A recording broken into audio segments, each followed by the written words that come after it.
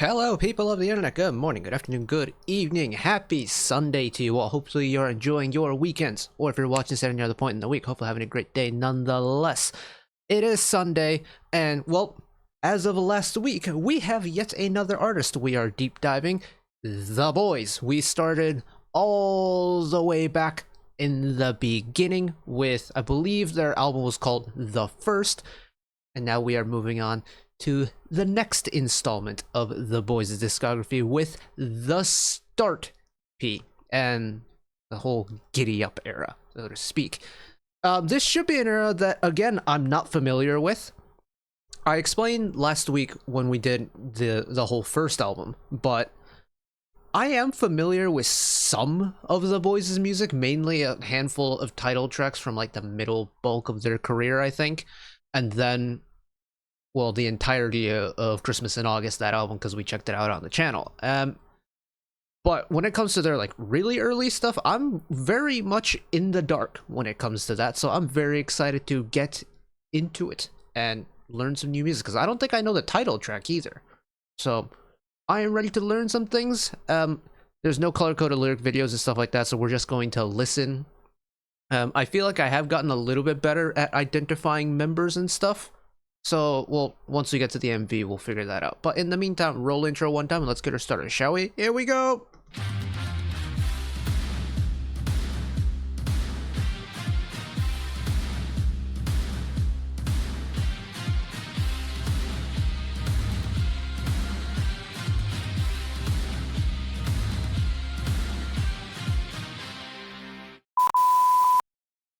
Hopefully, it doesn't get blocked in certain territories. That's what happened with the debut album. But you know what? If that happens, we'll figure it out. We'll figure it out when I upload it, because I don't know at the time of recording anyway. So let's get started sharp, show. We've got yet another intro track. So it looks like this is a 5+1 mini album of sorts, so an intro and 5 full-length songs. So let's get started. Track number 1, The Start, composition and arrangement by Daniel Kim.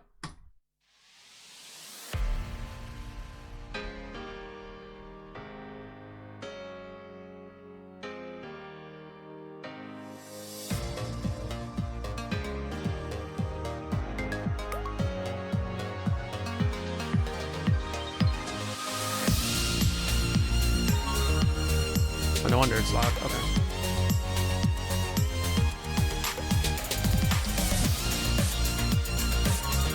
Wow, it reminds me a lot of the electro music I used to listen to in like 2014.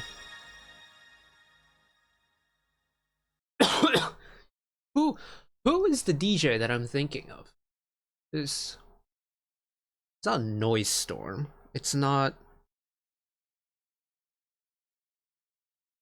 Rozzy Hell. Sometimes did stuff like this.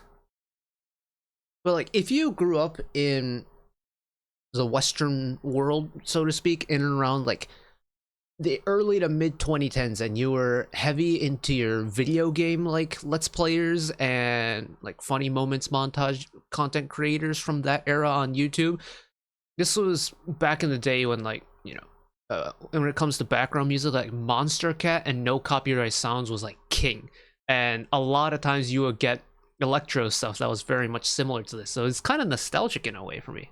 Really cool. Although that has me curious as to how it's going to connect to Giddy Up, because, well, when we did the whole first album with Boy as the title track, we had the intro track. Obviously, we listened through that intro track, and then they played a little clip of it at the beginning of the MV, and then we got the proper song started, and there wasn't really like a very immediate connection there. Like, sometimes the intro track is like a modified version of the hook from the title track. I don't know if that's the case yet, but if it is, I might like this song. So this is, oh, why is the quality? Oh, boo, enhanced bitrate. I don't have premium on this account. That's fine. Track number 2, the title track, titled Giddy Up. Lyrics by Oh Yejin and Mr. Sonu. Composition, Hanif, Hitmanic, Sabzivari, Dennis Deco, Coordinator, Daniel Kim, and The Architect. With Hanif, Hitmanic, Sabzvari, Dennis Kornejad, and Daniel Kim on arrangement. There are a couple familiar names in there. Let's see.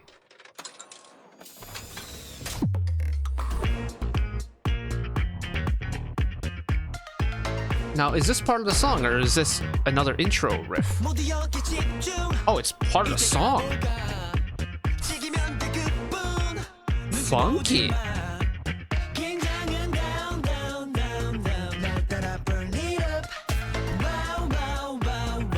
Oh, bitrate is not enjoying this one.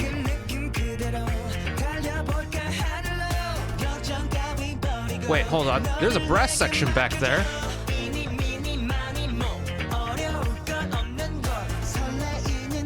Who? Is that Eric in the blue hair? Oh my goodness.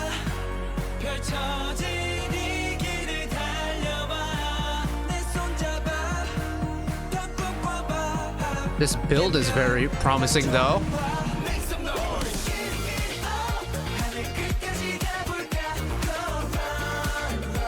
Wow, I love that release.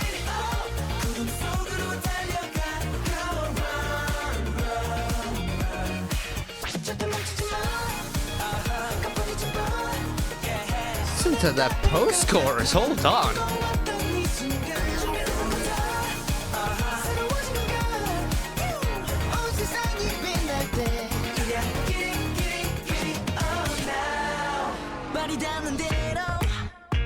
Hello, Mr. Huol. I love how unashamedly just funky this beat is.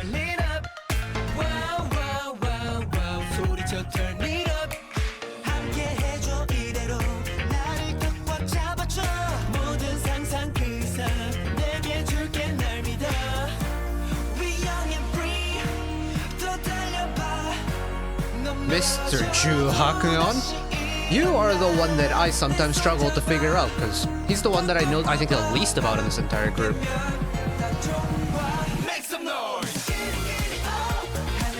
Oh, but this energy is terrific.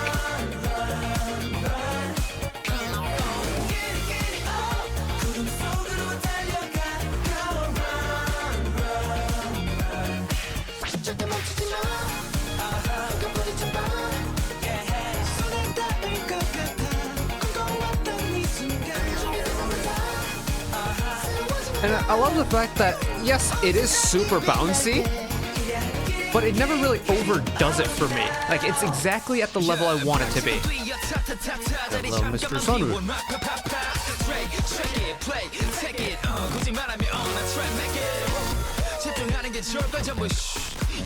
Interesting they left his rep versus a bridge, though.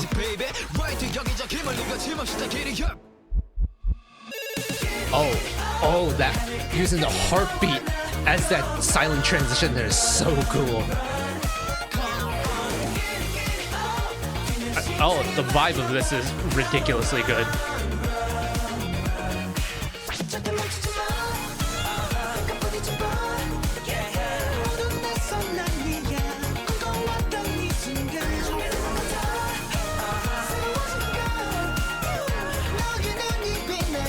Who was doing the little slide back there? Is that Sungyeon back there? What the little harmony to finish too. Oh, damn. Oh, damn, was that fun. Oh, hell yeah. Oh. You know, the second, like, this is the first comeback, right? This release is always really exciting for me. I mean, for me, the big major release for a career is next release. Because I've always said that, you know, debut is you get your name out there in the world. Second release, so first comeback, is when you show the improvement. Whether it's just not just an ability, but, you know, the mic chemistry, the choreo chemistry, so to speak. They're going to, you know, they've spent some time together as a musical act now. They're a properly debut group. They're gonna be more comfortable. They're gonna know each other better here. And you can already feel that through Giddy Up.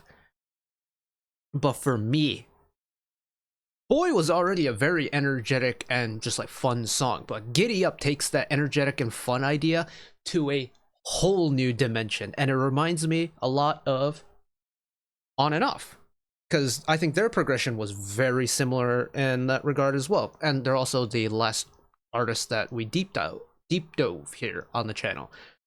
They started off with the song On Off, got the ball rolling, got their EDM sound signature, so to speak, out there to the world, and then we got Complete. Complete was an absolute banger. Giddy Up is an absolute banger, and honestly, funky, really funky, suits them very well too. And a part of me is kind of glad that Giddy Up is the way that it sounds, because I think I won't say all boy groups, because that's doing a disservice, but when boy groups debut as kind of a youthful concept, they, depending on the group, they'll hold on to that cutesy kind of more youthful sound over the course of a couple or a few releases before they start, maturing their sound. As the members themselves grow up, the sound also grows up. But Giddy Up does not have that immediate, it's not the same flavor of that youthful boy group pop sound that I don't actually have any other references, but you get my point, right? Early on in the careers, boy groups oftentimes will do cutesy sounding stuff.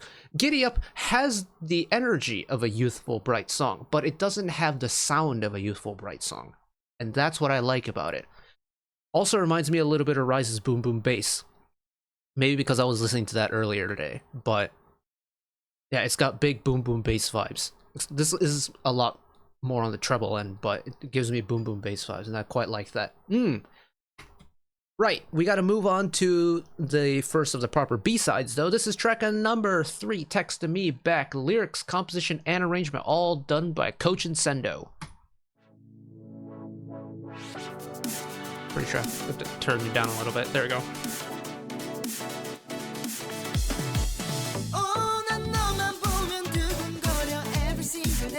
See, now this is more of that kind of like bright, youthful sounding boy group music that I figured we'd get at some point.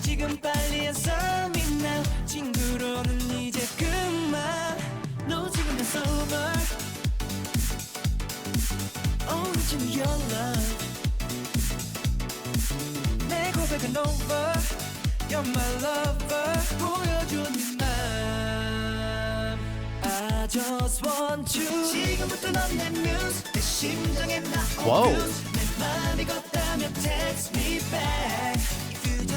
Rich vocal harmonies, eh?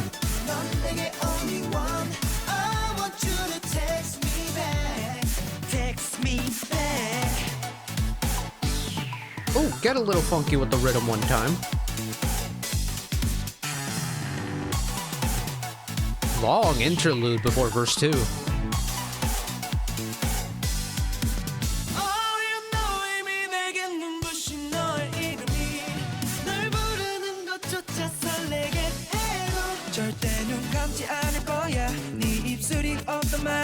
Oh, we got a little bass run in the background. Okay.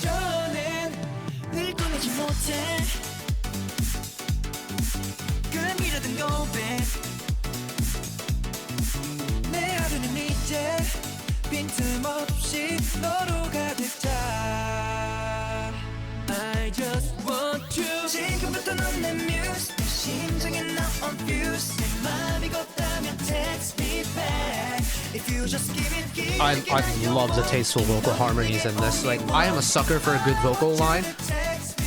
I'm realizing more and more every week that the boys are, for me, because I don't really know them that well, a sneaky pick for like a group that will unashamedly drop a rich, buttery vocal harmony.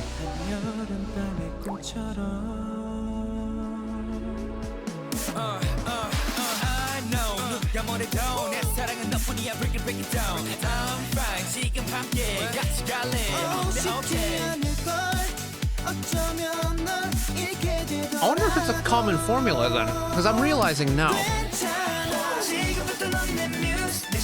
I don't think I was like keeping track of it during their debut album, but on this album, we're 2 full-length songs in. Both songs have had Sonu's rap verse in the bridge rather than in verse 2, like what kind of the standard convention for K-pop songs are.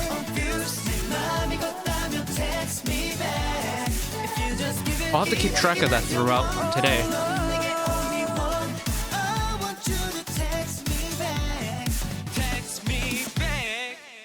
Oh, love a firm finish there. Nice.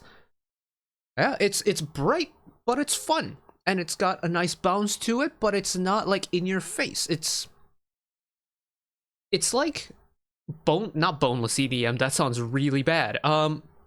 It's EDM with the edge taken off of it, and I think because of it, it has that kind of more youthful sound signature to it. Interesting. I don't hate it. I wasn't sure how I was feeling about it around verse 2-ish, because it's like I wanted it to go somewhere, but by the time we made it past the bridge and into that final chorus, like, okay, you know what? Maybe I just have to kind of change my approach on it, and it does make a little bit more sense that it's meant to be a little bit more of a friendlier gateway into EDM, kind of, so to speak. Like, it's got all the EDM-y synths without all the EDM bite to it. I am a little bit of a basshead when it comes to EDM music, so I would have liked a little bit more bass in Text Me Back, but I get that that's probably not what the song was asking for, so I'll let it slide.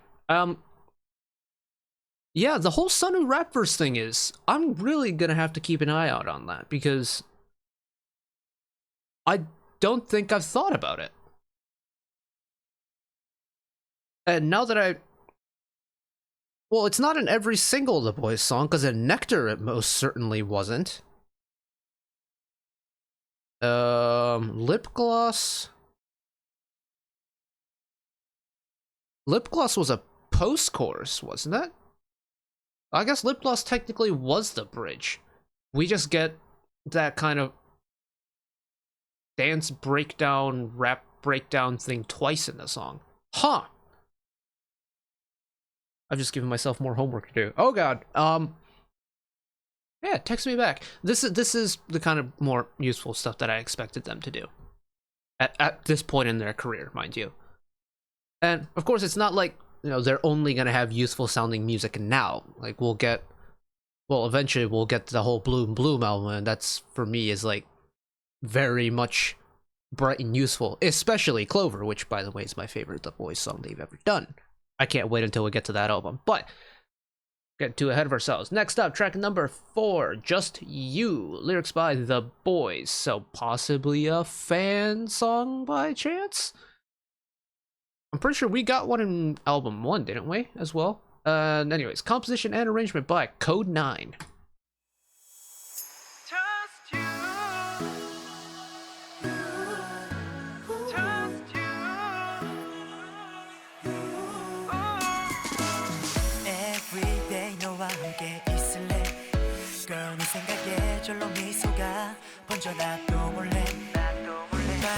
It's got some firmness, like every synth hit, they kind of like pop a little.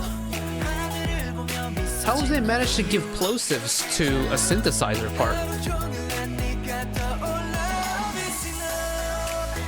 Oh, fake release, hold on.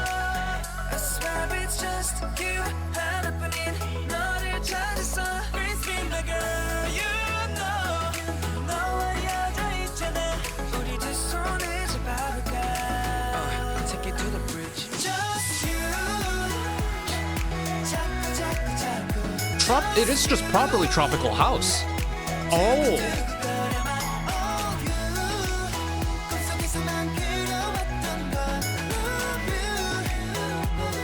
I wasn't expecting them to kind of load the EDM sides for the B-sides right now. I mean, we are only 2 songs into the B-sides, but still.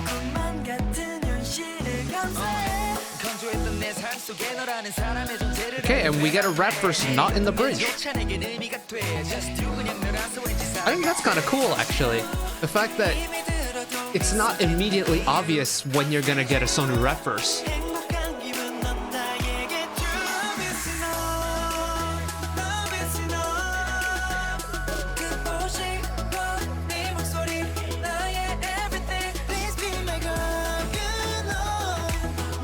Now, I love this kind of two-phase release that we got going here, because the first one is really nice, but then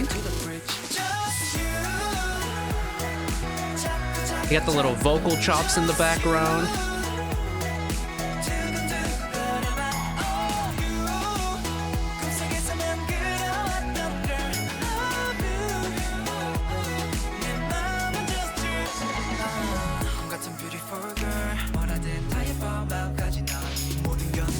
Cool breakdown, one.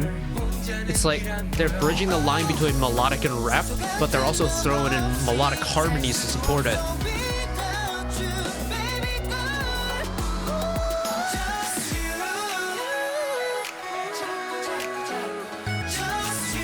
Oh, and this time we got the vocal chops coming in early.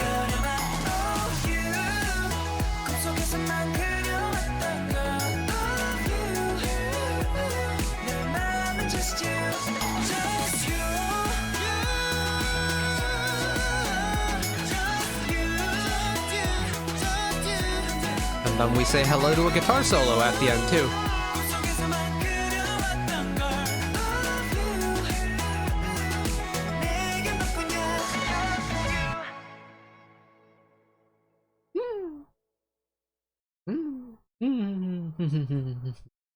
It's very nice. It's very lighthearted in a way, I think. At least it sounds very lighthearted. Sounds very casual. I think Tropical House does a really good job of that, like portraying that message. It's just very easy on the ears, isn't it? And I mean, I think this is safe to say, but having gone and covered the BOYZ' recent music and being familiar with their recent music more than anything, the improvement that they've had from, you know, their early career to now is really cool. Because I mean, they still sound locked in here, but it is leagues different if you compare the vocal ability here to Nectar era, say, with Fantasy Part 3. At least I think it's called Fantasy Part 3. Just they sound more comfortable with their voices now than they did here. And that is going to be a really cool kind of adventure to follow, because every single professional artist, not even professional artist, every single aspiring musician out there goes through this phase, right? That idea of if you record yourself singing or performing or whatever, there's a phase where you really don't want to hear your own voice. It's like it's jarring, or it's uncomfortable, or it's like really awkward to listen to yourself.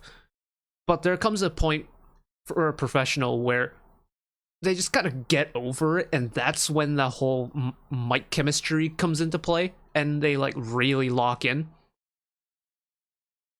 Like right now, there's certain members in this group. I'll point out New, because New for me is right now is one of the most distinguishable vocals in all of K-pop. His tone is so unique. I thought I'd be able to like spot his vocals from a mile away, even from their debut era.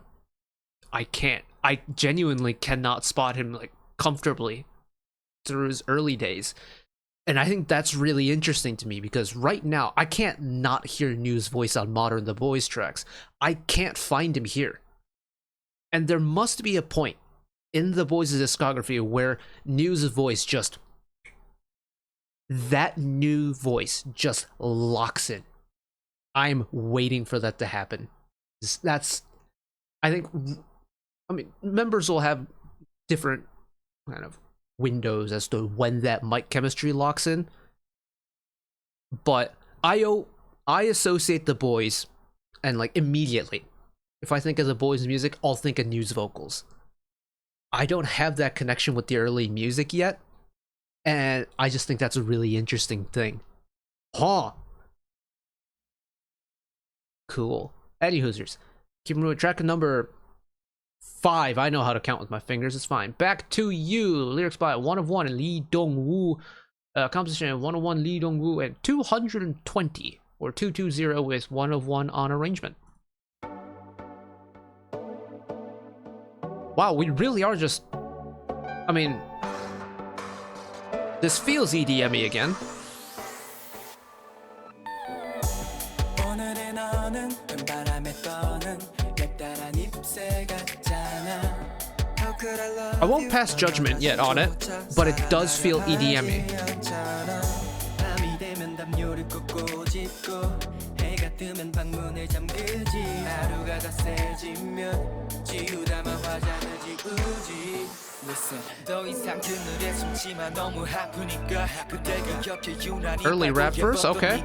변해가고 귀를 Admittedly, I don't know who's on it. It could be Hwal, it could be Eric, it could be Sonu. Go back to you 다시 너에게로 돌아와 다시 내게 Oh, it's like an R&B paced song with EDM composition cues. 이제 너를 보내지 않아 이제 나를 꼭 안아줘 다시 너를 떠나갈 순 없어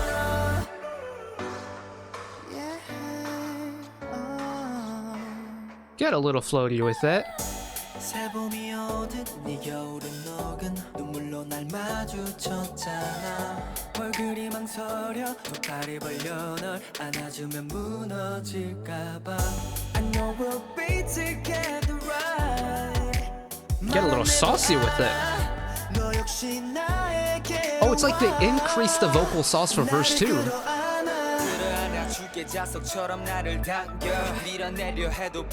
And it looks like this song is incorporating the rap verses or the rap sections in the pre-choruses.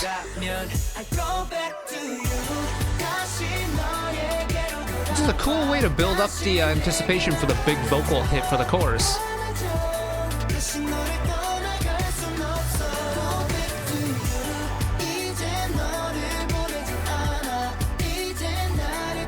It's very pretty though.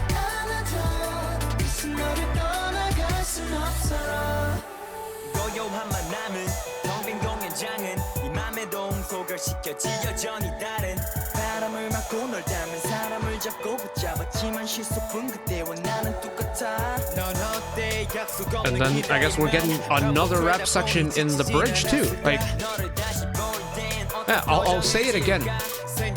I like the fact that the rap sections aren't predictable, especially from early on in their career. They don't follow the same song structure formula every single time. Shout out the music team, well done.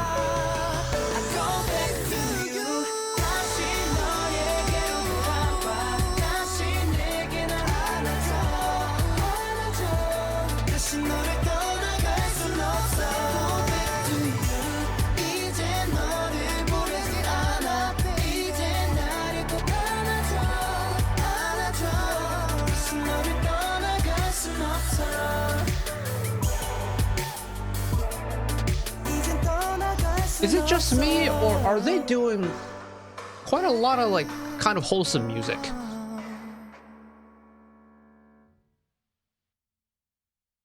on this album? Like, it's also that Bonafide finish was absolutely gorgeous, but it does feel like this entire album is very kind of wholesome.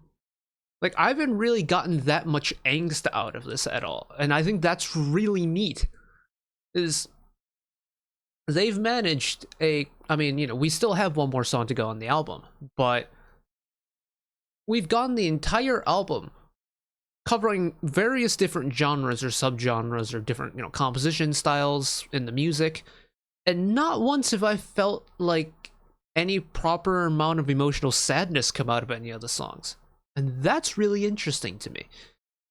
Because, you know, Back to You could have been written in a way where it had maybe some, I don't know, longing behind it, or not angst, but like want or need, or like, you know, like not inherently like immediately bawl your eyes out sad, but like, oh, my kokoro kind of like emotional, maybe heaviness, so to speak. Not so much emotional pain, but emotional heaviness. Back to You could have been the song to do that, but nope. I mean, I'm pretty sure. Oh god, there's an Astro song that this reminds me of? Yeah, like you throw in some vocal chop, like more vocal chops in here, and reminds me of what Astro song is that? Hold on, now I'm getting distracted now. Bear with me. Always You from the Rise Up album. That was 2018. Is that the song that I'm thinking of? I think that's the song I'm thinking of. Anyways, yeah, wholesome album, I think. And I mean, if I understood what they were singing about by ear, then I would know the answer to that, but I don't, unfortunately. So we're just gonna run with it. But we of course have one more song to go. This is track number 6, titled Get It, lyrics by Hone or Hone and One of One. Composition, Primary, Plus None, and Becca Boom coming back for her second album credit, I think. Right? She was on the debut album as well, right? And then Primary and Plus None on arrangement.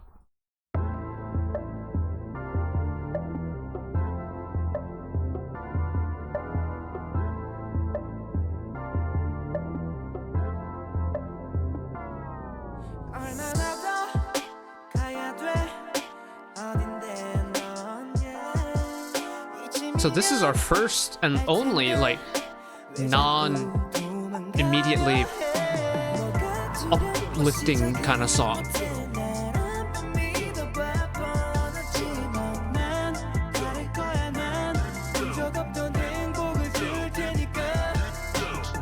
Interesting vocal mods going there.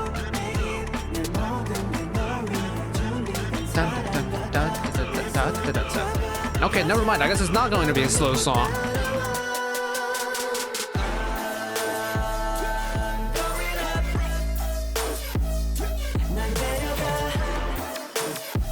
Oh, that's firm.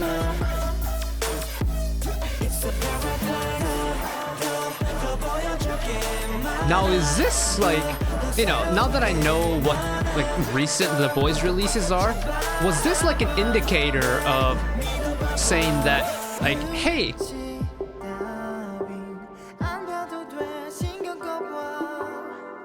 sorry, I was trying to figure out if I could spot the voice, but is this like the BOYZ's way of saying, hey, we can do the bright poppy energetic stuff, but we can also bring a little bit of hardness to the table?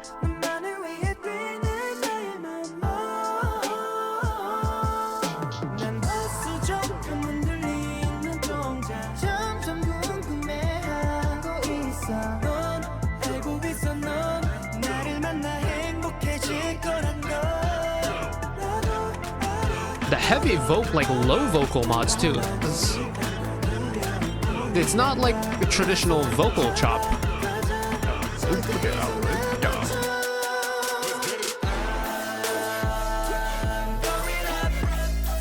Yeah, that like this sonically is very different to the rest of the album.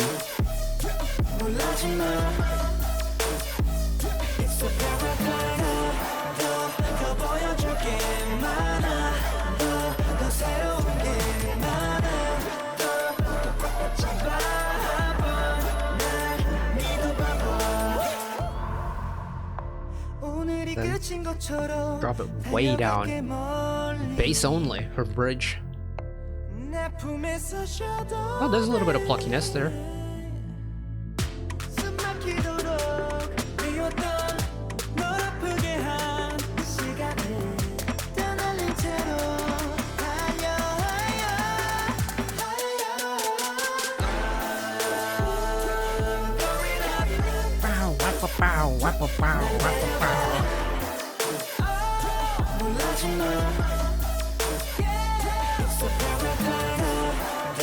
Yeah, and because of like the song prioritizes that hardness, it doesn't have as complex of vocal harmonies like on the more melodic stuff we've gotten.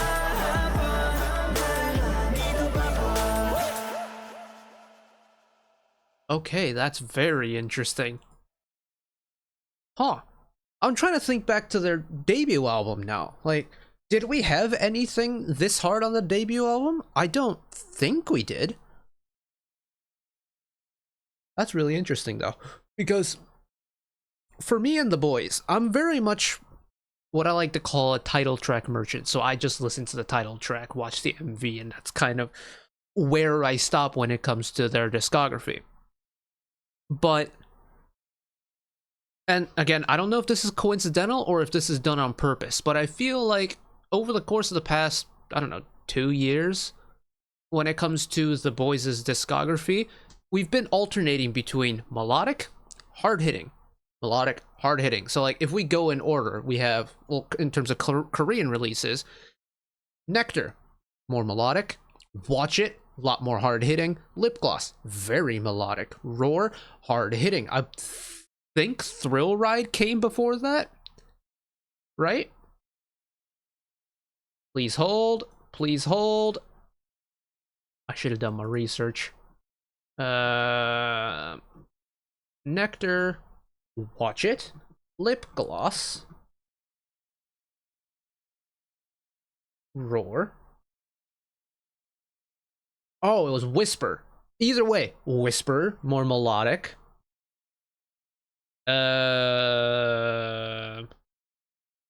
Maverick. Fucking game, son. I'm a Maverick.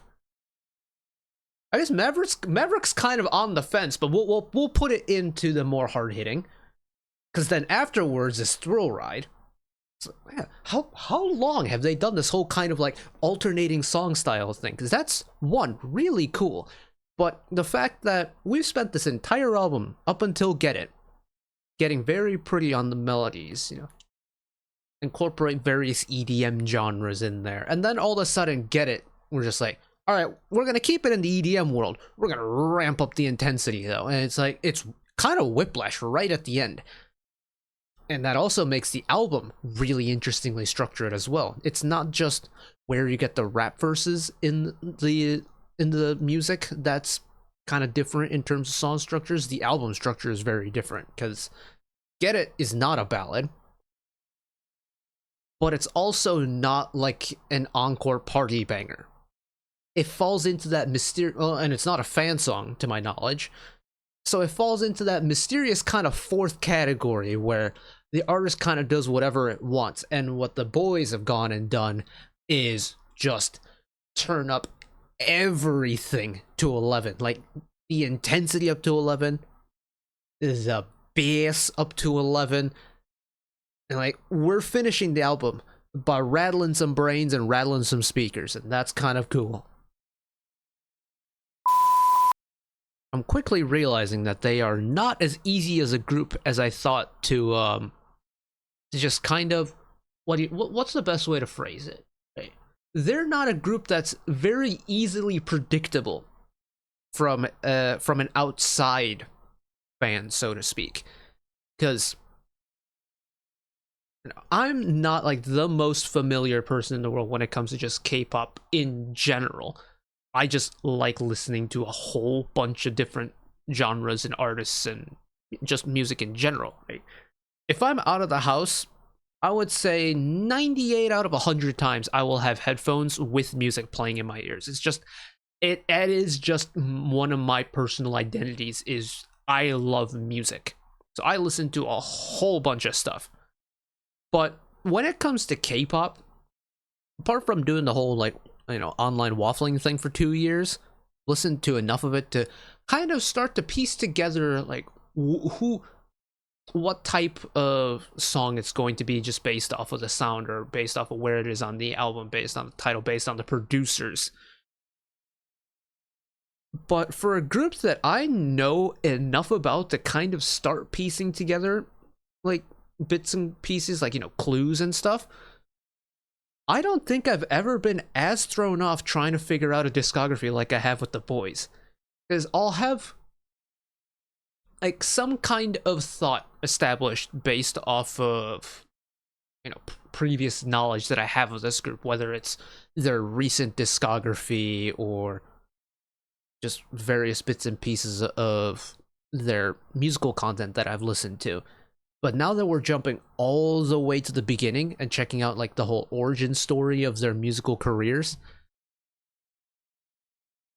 a lot of my predictions and kind of like assumptions or baseline thoughts, I'm realizing aren't true.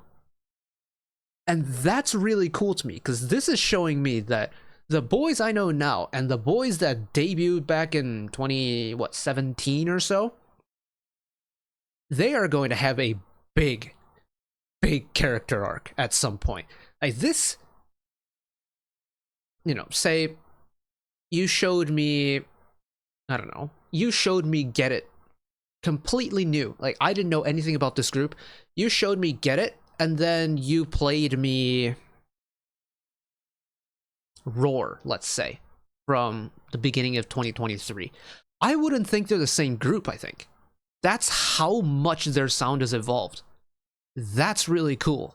And that is what has me excited to kind of continue down this deep dive we're doing with the boys, because I love the personalities behind the artists. Like, honestly, I probably know more just like reality and variety content of theirs than music. Especially considering by the time I started following the boys, Hwal wasn't even a member anymore. But this evolution is going to blow my mind. It already has blown my mind, but the fact that I get to kind of experience that, albeit very belatedly, but the fact that I'll be able to experience this character arc, so to speak, for them is going to be so cool. And it's going to keep me coming back for more. Because next week we are covering, I gotta scroll way down. So we do have Keeper, the single, but I think we'll do the Sphere next. And depending on timing, okay, this is a little bit. So we have a single, and then we go single mini into the next 4 albums. So we'll see. For sure, we'll do the Sphere next week. We may do the Only with like no air. If we have time next Sunday, but there's a good chance that I'll fall behind because I'm really busy this upcoming few days. So we'll at least get 3 other. Excuse me. We'll at least get some more the boys' music next week, because we've got Right Here, IOU, and Keeper off of the Sphere single album. So good stuff. But that is where I'm going to wrap it up for this week. Thank you all for watching and listening along with me. Hopefully you enjoyed it as much as I did.